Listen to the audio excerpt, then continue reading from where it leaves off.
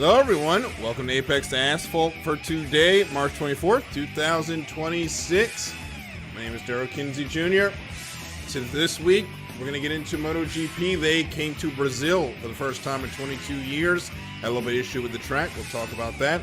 IMSA braved the bumps at the Sebring 12 Hours. Verstappen went for a trip around the ring this weekend in the Nürburgring. Supercross hit the East-West shootout in Birmingham. The NHRA brave the heat in Arizona, and NASCAR do it back in Darlington. We'll get to all of that and more in just a bit. Christopher Lehman is here. Gonna pay some bills. We'll be right back after this.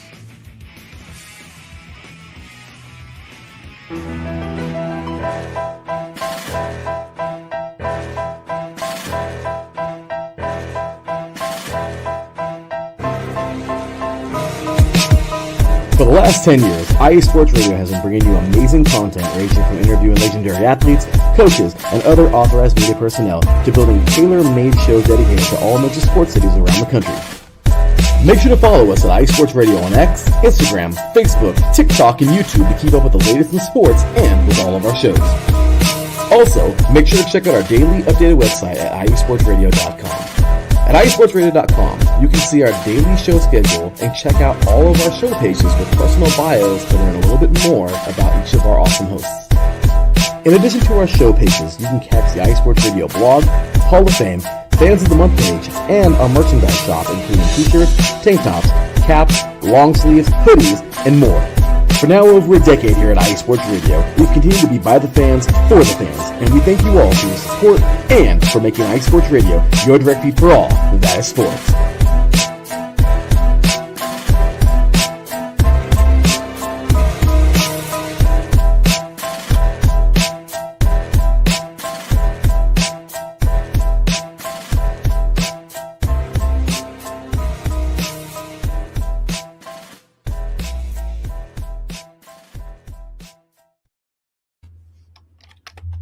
And we're back here on Apex to Asphalt on IE Sports Radio, your direct feed for all that is sports. Darryl and Chris are here, and joining us here on the show is Mr. Larry B., the guy that pretty much wrangles the cats here on IE Sports Radio. He's here to help talk with us about the NHRA Arizona Nationals that just happened this weekend. And Larry, first, thanks for joining us again. And number two, have y'all cooled down from that ridiculous heat wave over the weekend? First things first, thank you both for having me on the show today to talk a little bit about that action-packed NHRA. Love it. Greatest motorsport in the world. Thank you for having me here. And no, Darryl, it is still a million bajillion degrees, even though it's really just like 92. But as a big dude who really likes cold, it's hot. That's here to stay until October. Well, you can come borrow our cold for another couple of days because our weather is about to break into the 60s and 70s, which I'll be very happy about because our winter this year was horrible. And I know Chris up there in upstate New York didn't have much fun either. So we'll gladly trade with you. No, I like the cold. You can keep your heat. Yeah, I like the cold too, Chris. Okay, so I'm the only one that likes cold that does not like the cold here. Got it. So let's get into the Arizona Nats. Sean Langdon, Ron Capps, Dallas Glenn are your pro category winners. And this was a challenging weekend for the tuners as the temperatures not only were over triple digits all weekend, it was 105, 106, and 107 Friday, Saturday, Sunday. And the water grains, basically the measure of humidity, did not exist. I think they had 3 was one of the ratings. It was that bad. So it was a challenging event to try to tune the motors. And as you watch the race, it was really a throwback to the mid-90s and early 2000s speeds because especially on Friday, there was a lot of just getting over 300 mile per hour runs just to get into the show. Which is crazy, right? We haven't seen that in quite some time. Right, Darryl? I mean, it's crazy to see. I mean, isn't it something how the heat can really do a number, right? Yeah, these engines like it because they're burning nitromethane. They like it when it's cold. When we get those cold races, that's usually they like it cold and they like it close to sea level. They were in the Midwest in Phoenix. Not Phoenix, Chandler, Arizona. Nowhere near the sea level, and it was hot. It was everything these engines hated. Yeah.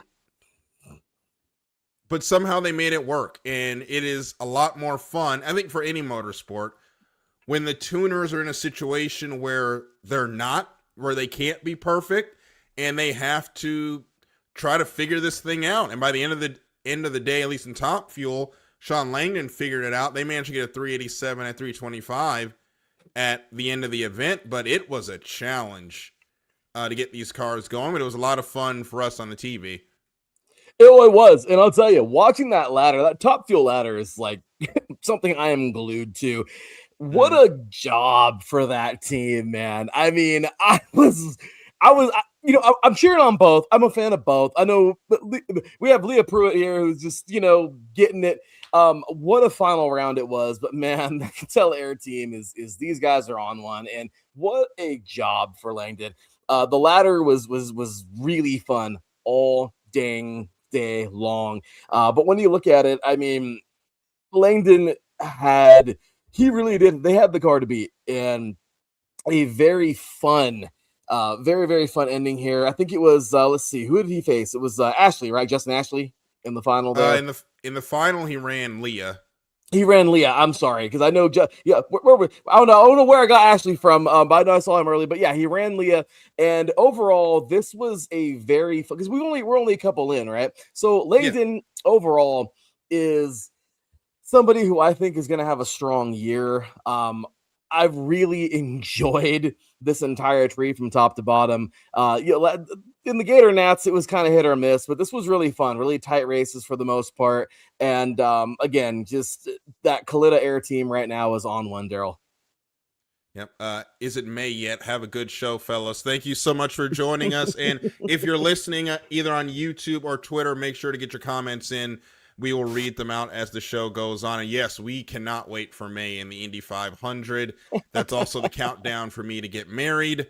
You will see a lot less of me in June because of that, for obvious reasons. But we'll keep that. We'll just keep it rolling before I start cheesing all over the place. Anyway, the MVP of the race, I think the last couple of weeks, has been Maddie Gordon. And we were talking about this before the show started.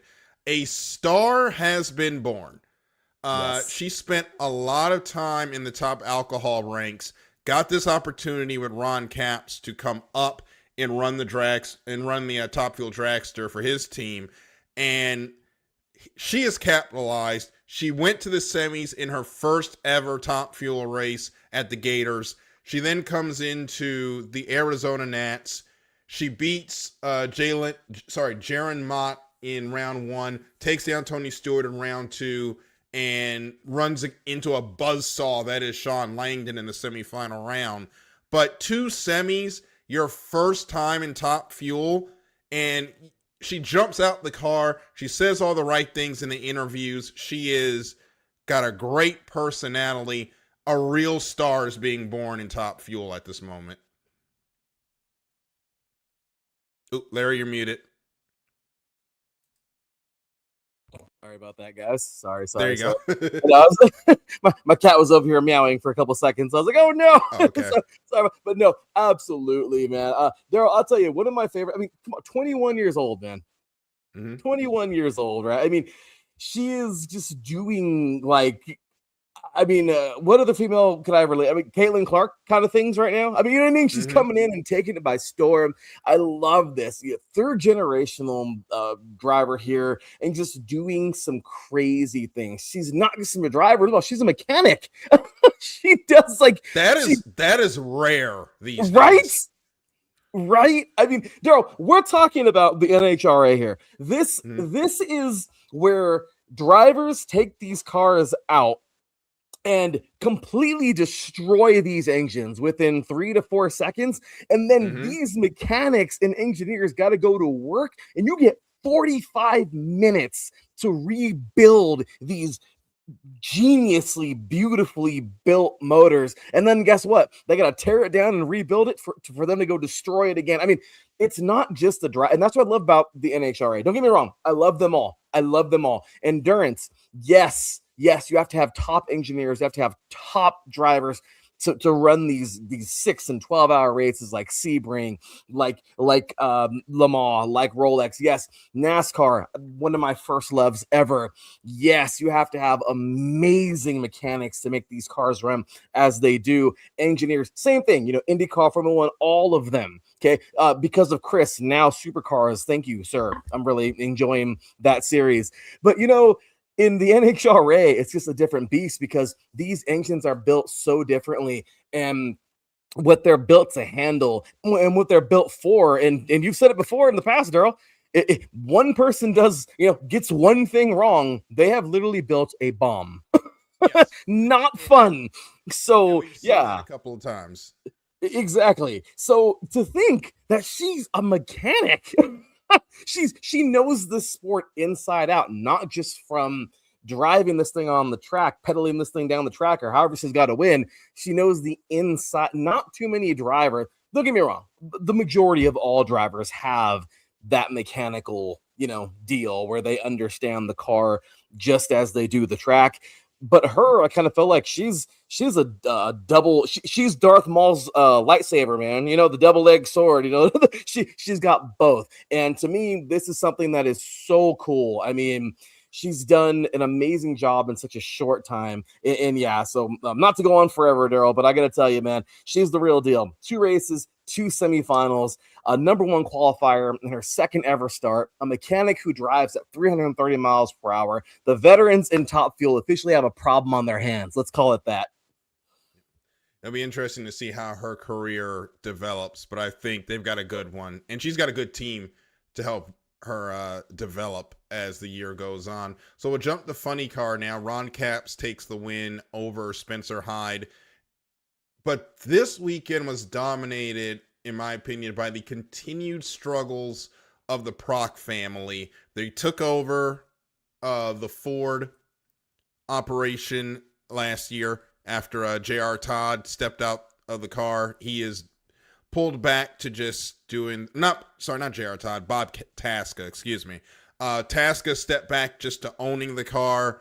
The Procs are now running it. They failed to qualify at the Gator Nationals, barely qualified for Arizona, out in the first round. And a lot of people feel this is karma after whatever happened at John Force Racing, where you win the championship and then you just ghost the guy and take your sponsor with you. Or no, you don't take the sponsor, but you take yourself and you take the entire team and move over to Tasca. Still don't know what happened there. I don't think John's ever going to tell us, but a lot of people feel their struggles right now is karma. I don't know how to start this, but yeah, Darryl, I mean, I got to agree. I mean, it's crazy how that happened, right? I mean, and again, no, I'm not gonna sit here and hate on anybody. You know what I mean? I'm that guy who I'm that dude who loves my team and then has love for your team too. You know what I mean? I'm that guy who, even politically, I don't care what my views are. I like you and you and you. You know what I mean? Like, that's me. You know what I mean? So I understand, like, I get it, but at the end of the day, yeah, Darryl, it's out there, and it's out there big. Like, oh yeah, it's karma. I mean, you could see the tweets; people are all over it. Oh, and people are all over them on Twitter. It's ridiculous. I mean, I hate to. That's crazy. I don't want to sit here and agree and be like, oh yeah, but it seems that time. The proof is kind of in the pudding, right, Tara? Yeah. I'm sorry. I said Tara. I'm sorry, Darryl. Where's my swear jar? It's fine. I'm so used to having Tara in here with me on 3 and Out, but no, yeah, Darryl. I'd be crazy to not say, yeah, it is kind of karma. It is. I mean, in a sense. Don't worry about it, Larry. It's been how many weeks have we been on the show, and he still hasn't said Hayden Deegan right one time? Give me a second. Hayden Deegan. It's Which Haley. It's Brian. I'm sure he's just made up a name before. He Hey, by the cannot way, get Hayden right. Hey guys, you Oh, just it's a- continue. I got to step away real quick. All right. no problem, buddy. No, speaking of, oh my gosh, I mean, not to go anywhere too far away from the NHRA, but my gosh, Chris, Supercross has been something else, hasn't it? It really has. It's been the East West Showdown was a little disappointing, but I do think we are talking about a career defining ride for Hayden this past weekend.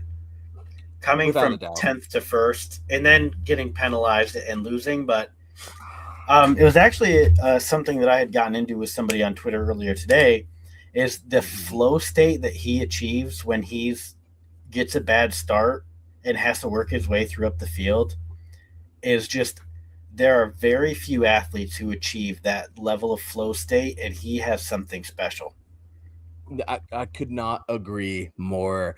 I mean, come on, man. I mean, look, and you already know this, and I'm sure people on the air already have heard this before, but yeah, I'm a huge Metal Militia guy. I grew up right here in the Inland Empire, so, so I grew up loving Brian Deegan and Twitch, okay, and watching these crazy dudes on these bikes do crazy things. So of course I'm a big fan of the Deegan family, and I love the Metal Militia. But yeah, man, it's totally true. It's in his blood. This young man has been racing these bikes since probably before he could walk. I don't know how they even do that, but I'm just saying, I mean, it's crazy. I love the Deegan family. I think these guys, every one of them, I'm cheering them on. But yeah, man, for him to do that, for him to be able to do that, I understand. I don't understand. The ending kind of sucked for me because I'm cheering him on, but I don't know. Do you want to, I don't know. I want to explain it, but I kind of don't really. The ending, the controversial ending, but what do they call it? Course cutting or what? But you know what I mean, right? What they called it, what are your thoughts? The rules are black and white, and he did it. I don't think he gained. He didn't gain. He ended up getting a 5-second lead towards the end. You don't get that by cutting the course one time and getting a preferred line.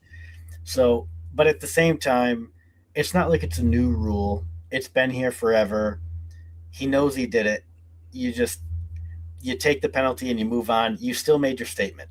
You came from 10th to 1st, won by 5 seconds. And he even said, I don't care. It sucks. It ruins my win streak, but I made my statement. He did. And Chris, you said it perfectly, man. How many people can actually do that? Despite, who cares, course cutting? How many riders can actually do that? Exactly. So, I think it sucks, but at the same time, the rule is black and white. He switched from the inside line to the outside line to the inside line. You did it. You take the penalty. You move on. It is what it is. It is what it is. But hey, again, shout out to the Metal Militia. Shout out to this young man for coming from that line of riders again. I mean, I love him. So I'm ready for it. Let's go. I'm still cheering him on. And we got Darryl back. He's muted though. I didn't think it would be the rules that would take Hayden Deegan down. He seems like a guy that follows the rules to you, Darryl. I mean, given how he tried to win the Super Motocross, probably not. So we'll talk about it later, but the track police were really out in full force this week among multiple different series. No, they were. Three Wayne Taylor wasn't winning, but 3 podium positions taken away this weekend for track police. Yeah, it's like all the officials got together and decided that we were going to actually enforce the rules. Except for MotoGP, which we'll get to in a bit, where the track decided to come apart. Yep. Hey, they wanted to turn into WRC a little bit, okay, guys? Okay. Yeah. The MotoGP wanted to do its best WRC. No, actually, I'm sorry, I got to bring this up right now, but come on, guys. Come on, you got to be excited, no? A little bit? The San Felipe 250? I'm excited. No? Yeah. Yeah. Hey, I'm just saying. It's a But- little crazy. It's a little crazy, Just a but wee it's bit. fun. I mean, all You know? motorsports are fun. This, you guys, I mean, Darryl, you and I have talked about this like years ago on this show, you know, in the extra mile days back in the day. I mean, how crazy is this? The bikes get the start at 12 o'clock midnight, and you're riding through a freezing cold desert that turns 1,000,000 degrees in just a few hours before the sun's riding. Mhm. Who knows what you're riding into? There's coyotes and things out there that are actually probably hungry. And, you know, I'm just saying there's lots of crazy. Look, I love Le Mans. I love Rolex, and those drivers are extremely. They do their stints, and that's amazing, and that is not an easy thing. But then I learned about Score and Nora, and I was like, desert, 2 a.m, moving pit crew. What? You're not eating food? What? Excuse me? Like what? 4 days, 5, 6, 7 days? What? Okay, maybe not that long, but yeah. So Yeah. that racing's fun. When we had we had a couple weeks ago, we had Vince Van Slyke on, and he builds the suspensions for the Polaris UTVs in Dakar. And so he's been asked a couple times to go as race tech out there, and he like knows people, and like he gave us some like behind the scenes, and I think this was just the three of us talking, Darryl. I don't think this was on the show, but the conditions that the road crews have it, or like the pit crews, is like wild. He said he would never go do it because like it's some real sketchy stuff. You got like local militias with you protecting you. You can go without food or water for days. Just the behind the scenes stuff that he was telling us is like just wild. Yeah, the reason the rally is no longer Paris Dakar and just the Dakar rally is because the route was threatened by rebel groups because of an ongoing war. So that's the type of rally they're dealing with out there. And these cross-country rally raids, like the San Felipe 250 that's coming up this weekend, they are, God bless the folks that do it, because you are truly riding into the unknown. Yeah, it's like the Wild West of racing. It's like the last frontier.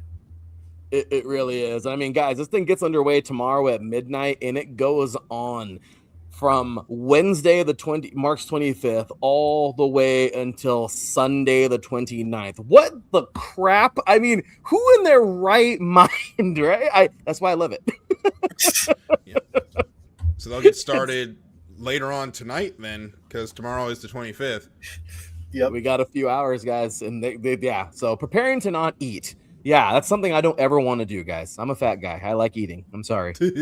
I need my meals. I need my meals, okay? I'm sorry. But anyway, so I don't know, Darryl, if you want to go full circle and get back to the end of NHR. This is a fun show. This is what it's all about, right? We're just all over the place.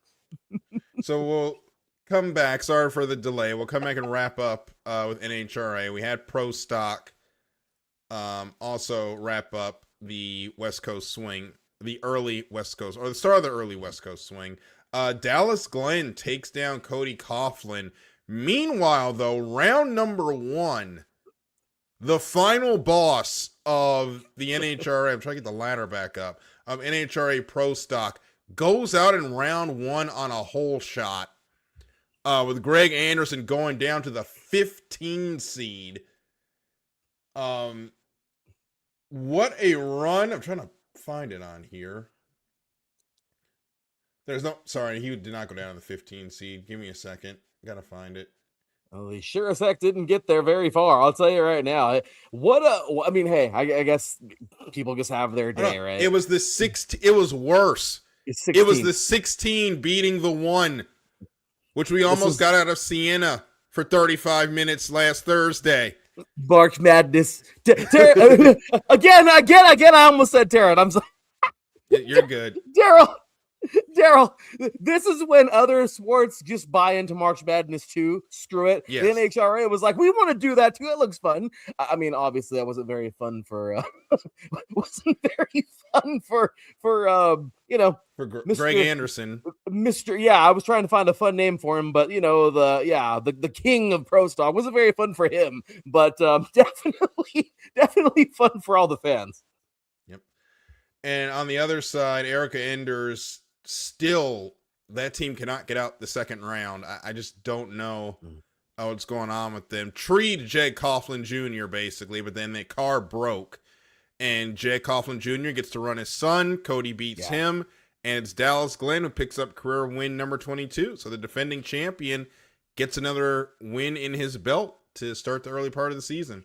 What a race, right? I loved it. I mean, look at the time. 6.627 to 6.674. Okay. And it's crazy because this is when you got it. The tree, the Christmas tree is everything. Glenn's top speed was actually 206 miles per hour, 0.39. Coughlin was actually 207.30. So again, that Christmas tree says so much, right, Darryl? The tree matters a lot in pro stock. If you are napping, you're dead in your sleep. Exactly, Darryl, and that's why I relate this all the time to one-on-ones, offensive linemen versus defensive linemen. That get off is everything, because if you can beat that man by a quarter of a second, okay, guess what? You might just find yourself either flat backing somebody or, my personal favorite, crushing the quarterback. So that's why I love it. It's all about pure torque and strength. I love the NHRA, man. So they will pick up racing in the NHRA. They'll be in April at the In-N-Out Burger Pomona Drag Strip for the Lucas Oil NHRA Winter Nationals, the ancestral home of NHRA, hosting round number 3 as the 75th anniversary season is truly underway. Larry, thank you so much for joining us. I know you're going to jump back down into the chat, but thank you so much for coming on and talk some NHRA and a bunch of other stuff with us. Of course, gentlemen, it's always an honor to be here. And hey, like I said, I'll be here all season long. NHRA, anything else motorsports, you know you got me. So I'm here for it. Looking forward to it. Thank you both for having me, and let's go Winter Nats right here in SoCal and Pomona. Looking forward to it, even though it's really not the Winter Nats anymore. I hate that. But anyway, spring Winter Nats. Yeah. Right. They need to change it to the spring Nats. We used to have a spring Nats, but now we don't have it anymore. They need to change it at this point. Annoying. But with that said, again, guys, thanks again. Have a great show, and I'll be in that chat. See you soon. All right. See ya. All right, and with that, we're going to take a quick break. When we come back, MotoGP returned to Brazil, and there was a little bit of issue with the track and a little controversy on the lap count. We'll talk about that on the other side of this break here on Apex to Asphalt on iSports Radio, your direct feed for all that is sports.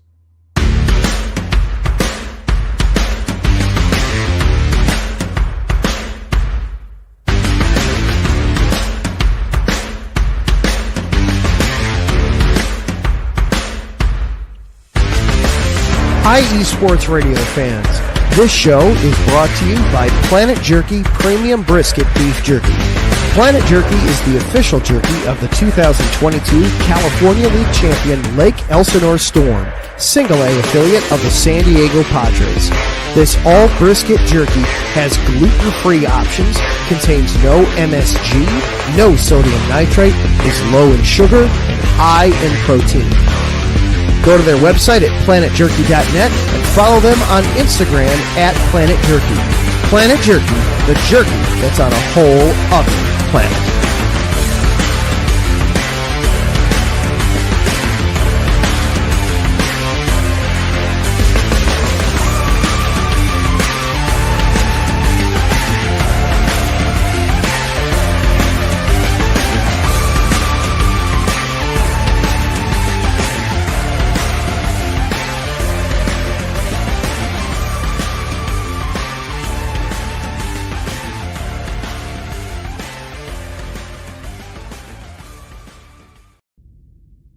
Rise and shine.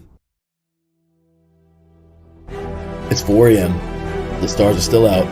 The sun is beneath the horizon, but it's time to punch in and go to work. The comfort of your warm-ups turns into the grinding out of your reps as the clinking and the clinking of the plates create a symphony of euphoria. There's no other feeling like it. Earn it, burn it, and take what's yours. IE Sports Radio has proudly partnered with Vital Apparel, a brand that not only fits great, but also promotes and donates to mental health research. Use our code IESR to get 15% off their comfortable and inspiring gym wear and help them on their amazing journey to support mental health. Go hard, take part in your iron therapy, and be strong. Because when your mental health is as strong as you are, there's no telling how far you'll go.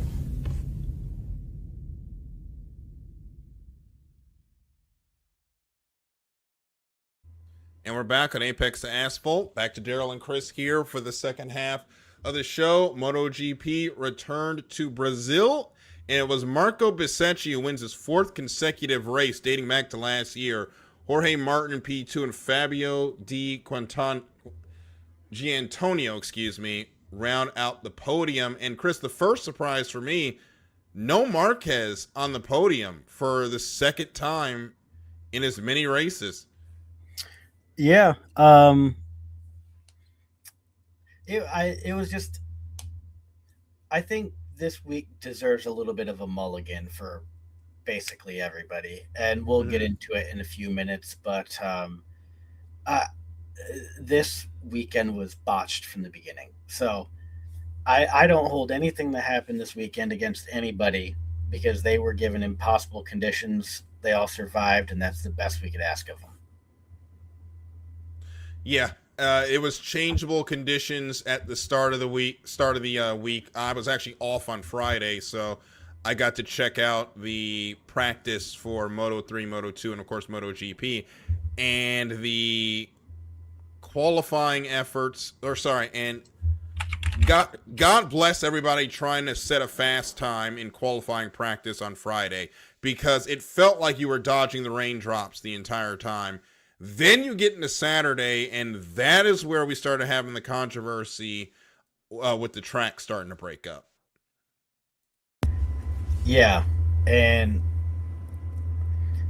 I mean, I don't think we can just talk about how bad this track disintegration was. I mean, it was bad enough that Michelin is using it in advertisements for their tires.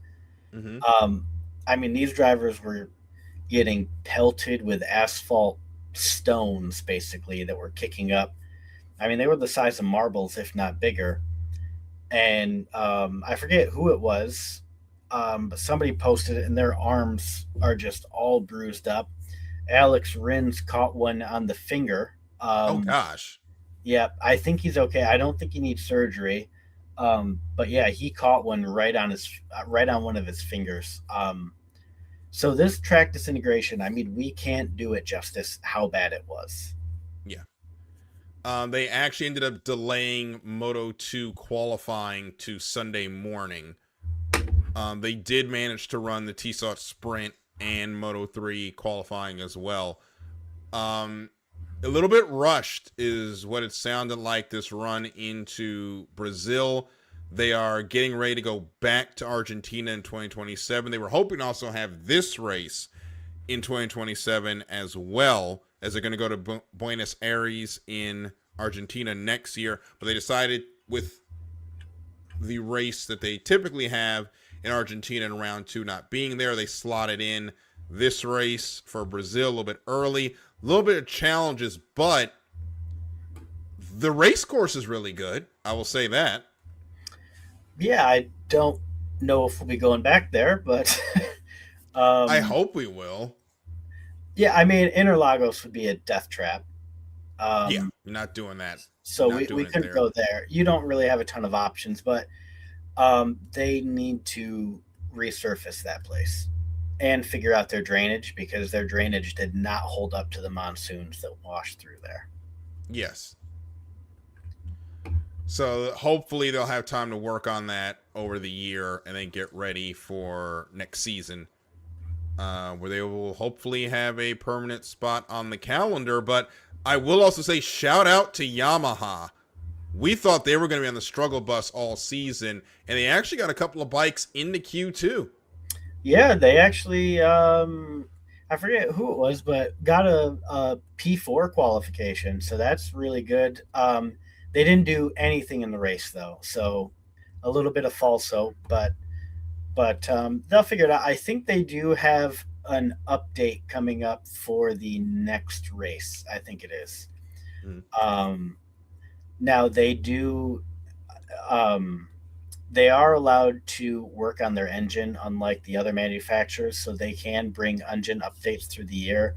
And I do believe their first round of updates are scheduled for the next race. So hopefully they do get a little bit more parity coming through, going forward, and kind of get that V4 figured out.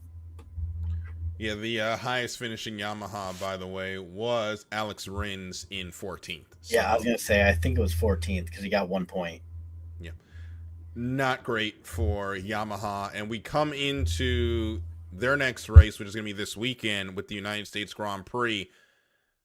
That high-speed backstretch with their top speed deficit, I don't think there will be any heroics to get them into Q2 this time. Yeah, you are absolutely correct. They are toast. On the other side, Marquez, he finished 4th, but that feels like 10th to him with how he's run this season. Is this the weekend where he wakes up and that Ducati finds some speed? Because they are struggling. It could be, but Ducati as a whole is kind of struggling a little bit right now. KTM definitely has stepped it up, and the Aprilia is doing pretty good as well. Trackhouse, but yeah, Marquez has definitely got it. And again, we'll see how people bounce back after this weekend too. I do want to continue because we didn't get into it yet, but the communication part of the controversy really screwed over a lot of teams. Yeah, so they changed the laps due to the track conditions, but they only communicated that a couple of minutes before the green flag, but then they did it by walking up the grid, so the guys up front had more opportunity to change tires and fuel than the guys in the back. They got to change that because that was an unfair advantage that the officials unknowingly put into the race. Yeah, so that's why I kind of want to give people a wash this weekend. Mm-hmm. Because not only did you have track disintegration, and so your setups basically meant nothing after a while, but there was that whole debacle with the front with the communication of the shortening of the race. So it's not often, but I give everybody a mulligan this weekend, and we'll pick back up with holding people accountable next week. Yeah, make sure you get your comments in on whether you're watching on YouTube, on Twitter. We'll read them out as the show goes on. Again, MotoGP continues with the United States Grand Prix coming up this weekend at the Circuit of the Americas, Austin, Texas. Probably a much cheaper ticket than trying to go to the Formula One race, I bet. Yes, I would have to imagine. So Formula One was off, but we'll get to some of their carousel news in a minute. We did have Max Verstappen taking on the Nürburgring in the NLS2 race. Had the win, and then the tire issue. Yep, the track police were out in full force this weekend. So, yeah, but it was, and this wasn't the main event, obviously. This is just a race to prepare riders and drivers. Sorry, got to snap out of MotoGP mode here. Mm-hmm. We got to get drivers and teams ready for the 24 hours. So this is just one of the, almost exhibition type races to get teams ready. Mm-hmm. And so getting disqualified from it is really not the end of the world.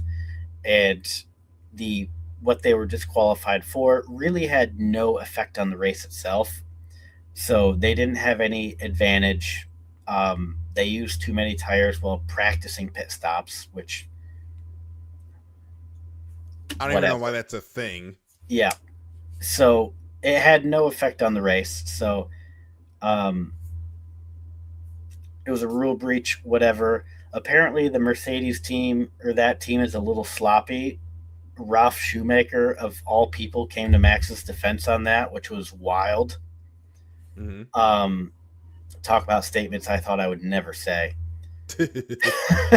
But they'll get that cleaned up for the 24-hour. And overall, it was a successful weekend. I don't know. I reached out to try to get the rights to the image from the person that took the photo, but I did not hear back. But there's an image of the car being crowded because people thought Max was in it. Turns out it wasn't. It was one of the teammates. But it's just reminiscent almost of like Fast and the Furious, 1 when Dom crosses the finish line and everybody swarms the car. It was like that. It was crazy.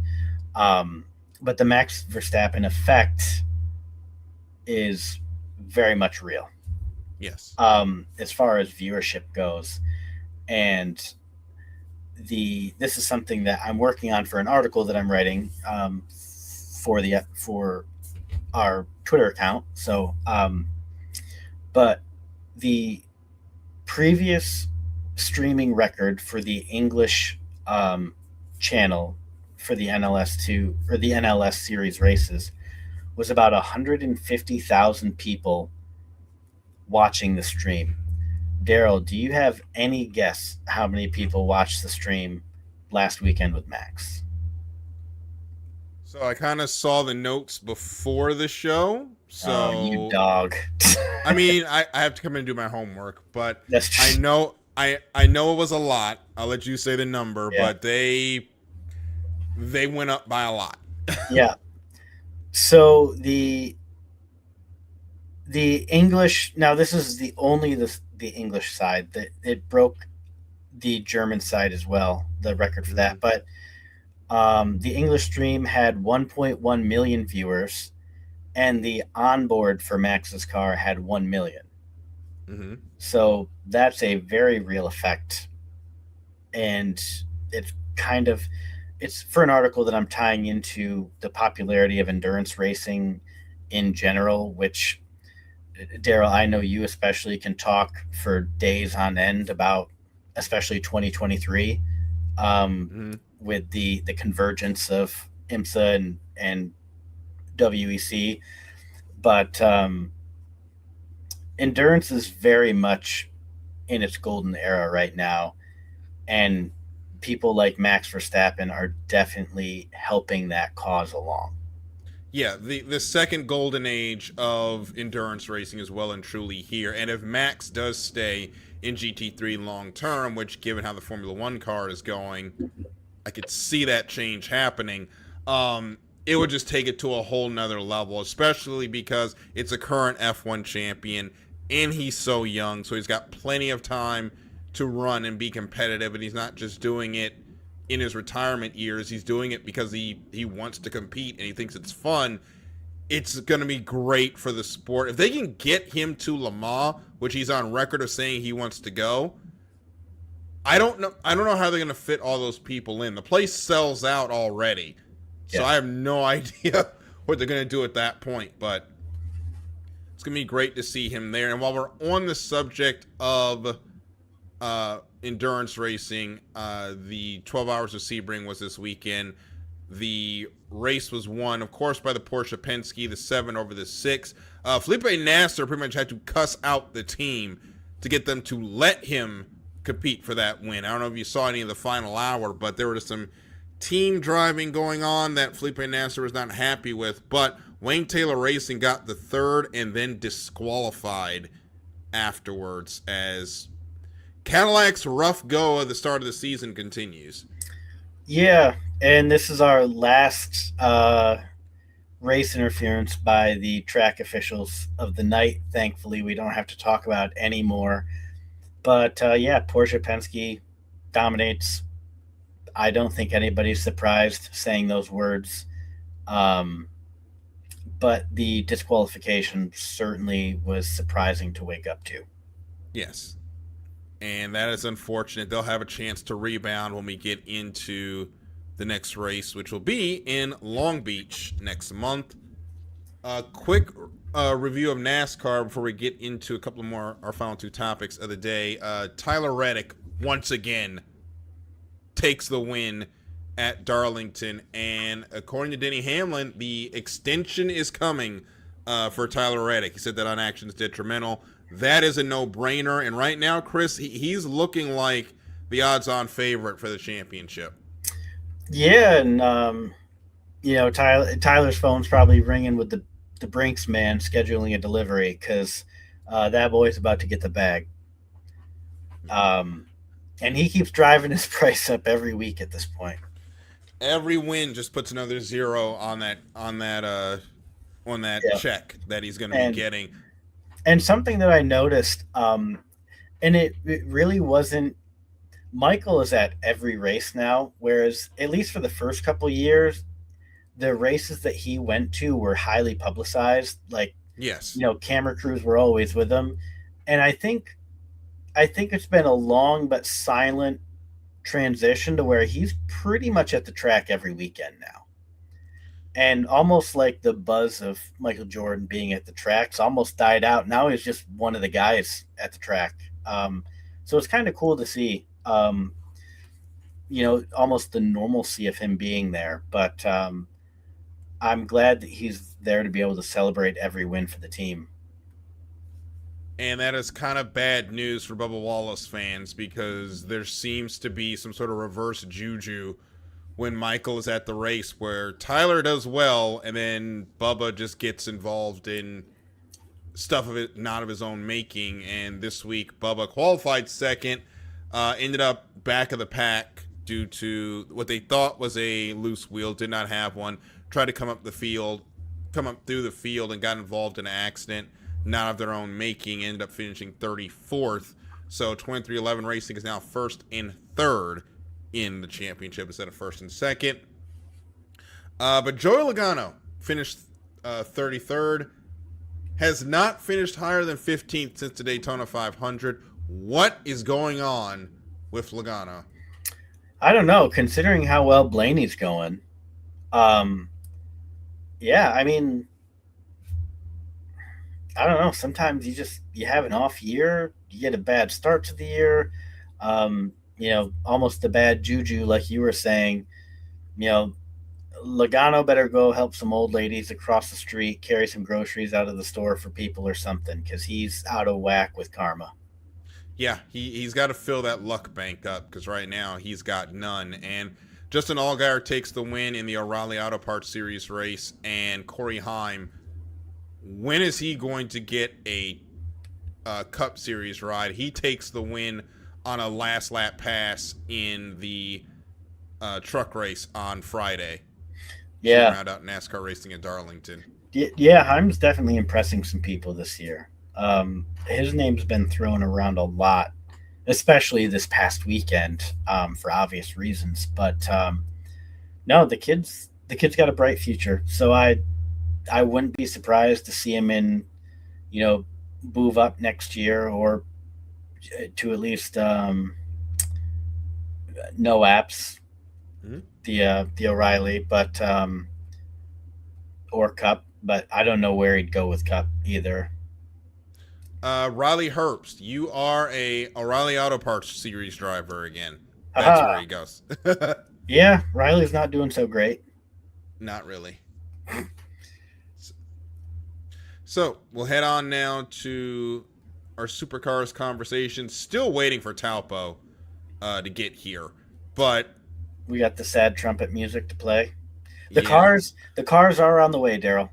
Yes. So they're crossing the Tasman Sea right now.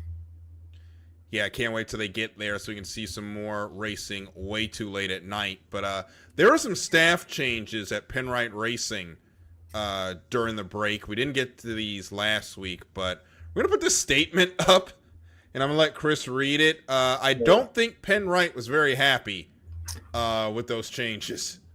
Yeah. Let me... Yeah, and unfortunately, I still haven't heard back from Supercars, so I still don't have credentials because they're still traveling, believe it or not.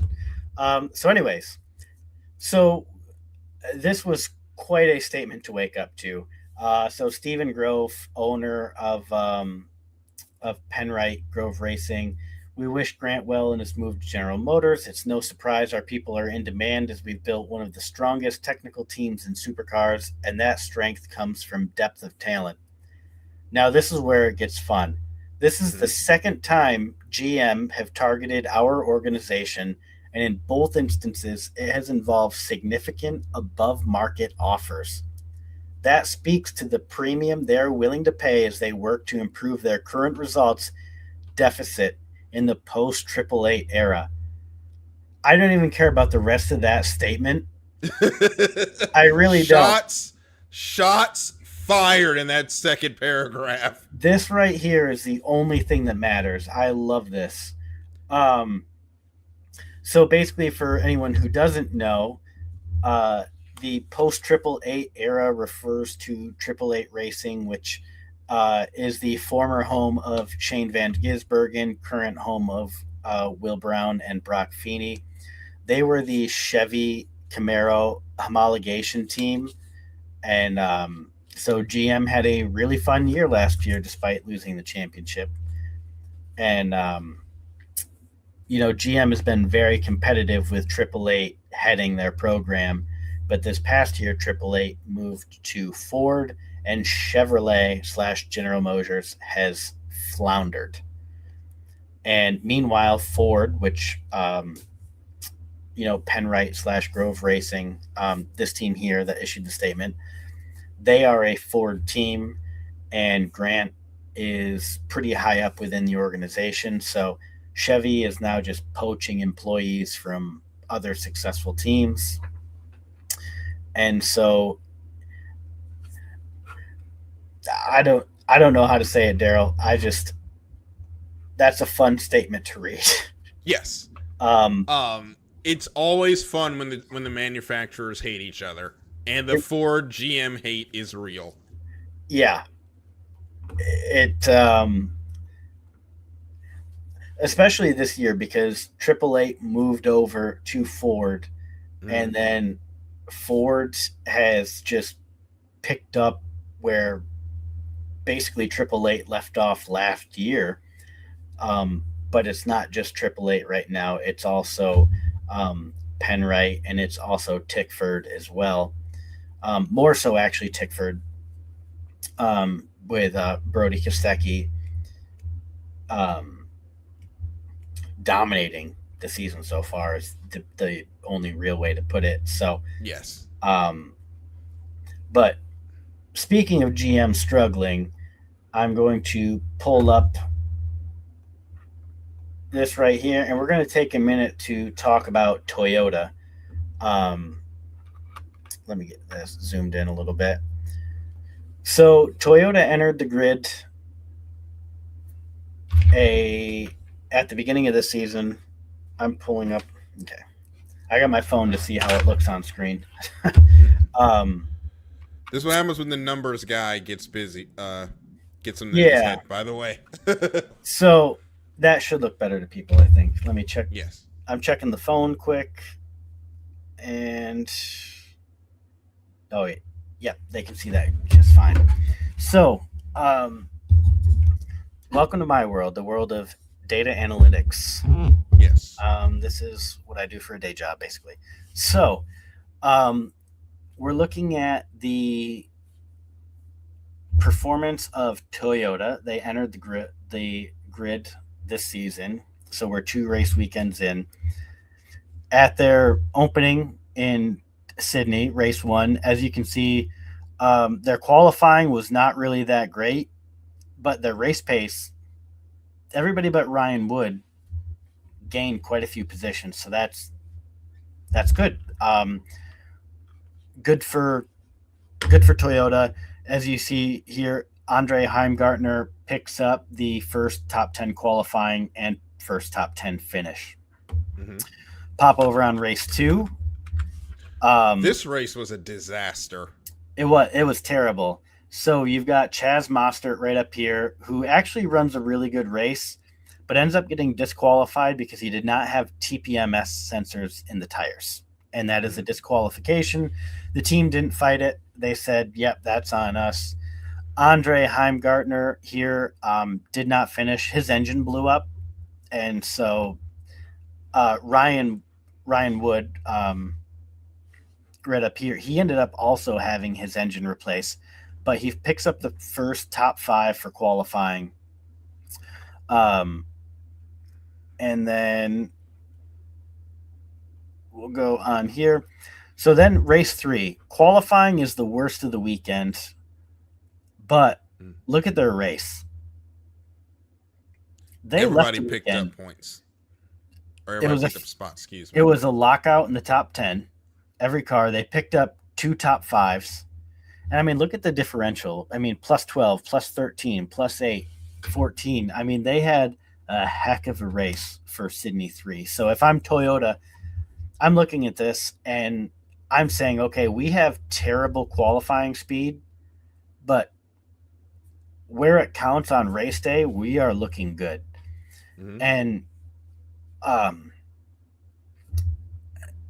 this was also in part due to just really good strategy compared to everybody else. So where the track switched from dry to rain. So we'll swap down to Melbourne for the super sprint. Again, qualifying improved. So they had a 2-week break. Qualifying improves. They go from, an average of 17, 15, and then 19 down to 13 and then to 10. So you're seeing improvement, especially for Walkinshaw. Brad Jones is they're kind of at where their normal performance is. They're a mid-tier team, but Walkinshaw is definitely a leader on the grid. So pretty good results here. I'm happy with it. Toyota's got race pace. They're still showing race pace. Their qualifying's improving, so they're doing good. They're putting themselves in better chances. For the super sprint, Ryan Wood picks up the first top 3 in qualifying and the first podium for Toyota. Not a great day for Chaz. And then again with Brad Jones Racing, I mean, they show race pace, so not bad. But then we get on to race 3, qualifying. I don't know what happens here. They just have a bad qualifying day. But again, the race pace pops through. And then last thing with race 4 as well, the qualifying, it's really sticking in that low teen area, and they have better race pace than they do qualifying. So overall, if I'm Toyota, I'm looking at this, and just that color coding, I'm saying we've got a lot of race pace. We just need to get the qualifying better. Yes. So we will see how they get those. We'll see how that gets situated as the year goes on. But right now, Toyota's got pretty good pace. They pick up the qualifying, they're going to be in a good spot. Yeah, and Walkinshaw, I mean, they're back to where they're qualifying top 10 consistently. Something or another happens to each car in the race where they're having an issue and they end up dropping a bunch of spots. But, and then Brad Jones Racing, they are really close to their 2025 average finish in qualifying position. So they're pretty much right back to where they're supposed to be. And Walkinshaw, they're actually pretty well right at their averages as well. So it seems like the transition to Toyota is getting back to at least where these teams were in 25. So now they need to take that next step and show, hey, this is why we switched to Toyota. Yes. So we'll see how that goes. We'll kind of continue monitoring that. And I apologize if it was a little dull. I am recovering from maybe the worst sinus infection of my life. So class wasn't really fun today, but But yeah, I'm excited. I think Toyota's doing good. They don't really have a ton to worry about. They're at least matching the pace of their teams last year, and so that's got to be a good feeling for them. And I So, do think a win is coming by the time we leave the Sprint Cup. I think they'll have a win.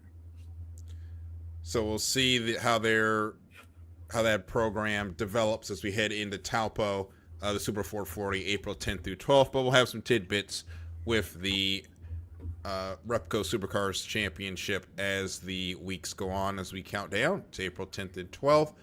And we'll wrap up with some Formula One news around the paddock. I was not expecting this. Adrian Newey steps down from his team principal role at Aston Martin after a horrible start to the season.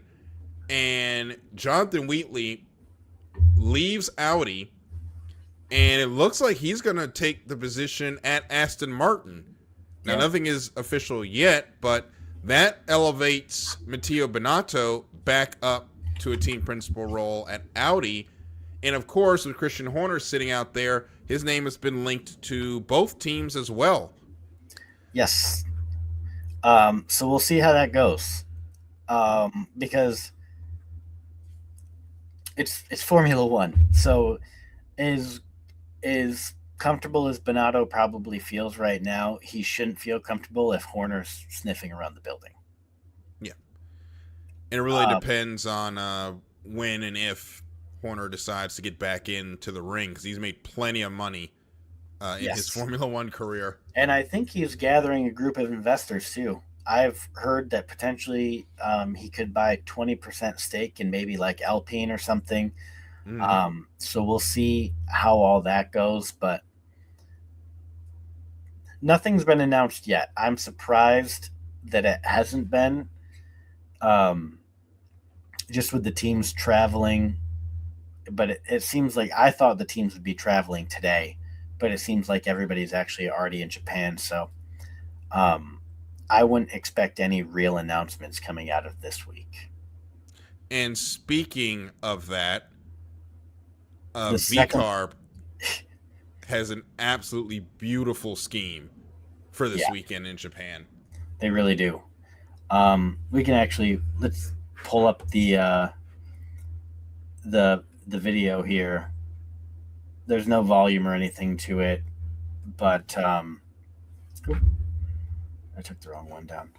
But yeah, this car is gorgeous. I need this as a diecast. Yeah, they're not cheap, and you have to pay a tariff on them. So yeah, I might have to deal with it though, because this car is. I almost want them to run this the rest of the year. I know. Oh my gosh.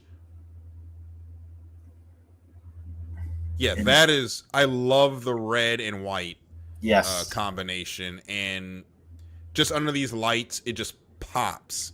It does. That candy red against the white backdrop. Just hopefully they can run well. I know the Ford engines have been struggling, but this car is beautiful. It is, and the Haas car, which we do not have the accreditation to show, is also gorgeous as well. And you know what's actually interesting, Darryl, is we have we are accredited with Toyota Gazoo Racing, but they do not have Formula One on their portal. Interesting. Nor do they have supercars. So for the supercars, I had to go contact Toyota Gazoo Racing of Australia, their press team, and they gave me photos for last week's episode, or for the article that I had written about Toyota's performance in supercars so far, which is right on our X profile, right as the pinned tweet, if you have any interest in checking that out. But yeah, Toyota Gazoo, basically all they have for us is WRC. Yes. And even then, we get everything with that through Red Bull. So it's kind of unnecessary. So we're heading into this weekend. It's another relatively light weekend for racing. We've got IndyCar at Birmingham. NASCAR, of course, will be in action at Martinsville. We will have more Supercross action as well. MotoGP will be at the United States Grand Prix in Coda. The big event, there will be the F1 Grand Prix, the Japanese GP. That will be on Sunday. One more of these races too early in the morning, and then we will get a month and then decent times in America for Formula One. We'll be here. Thank golly goodness. And it is reported that Red Bull claims that they will be competitive in Japan. So we shall see. They're bringing upgrades, and now they're denying the fact that they're overweight, which is a really bold strategy. I also denied that I'm overweight, and my doctor was like, "Nah, dog, I saw you on the scale." It's Formula One politicking at its greatest. Yeah, but we saw the scale pictures. They are Yes. at least 20 kilograms overweight. There's no denying that. So I don't know what they're on about. But hopefully they give that car some Ozempic and some lap time, and we actually see some interesting stuff out of Max. We will see. And of course, if you want to get into conversation with us at Apex to Asphalt on Twitter, we will be talking during the week as we're getting ready for another fun week of racing, as well as the San Felipe 250, which gets started tomorrow. Gotta find where you can watch that. I know there's a page where you can watch the GPS trackers, but it's a lot more difficult trying to show an actual 250-mile race than some of the other things, the circuit racing that we are used to. But we'll be back on Monday next week. For Christopher, I'm Darryl. Thank you for listening to this edition of Apex to Asphalt. See you next week. Have a good one.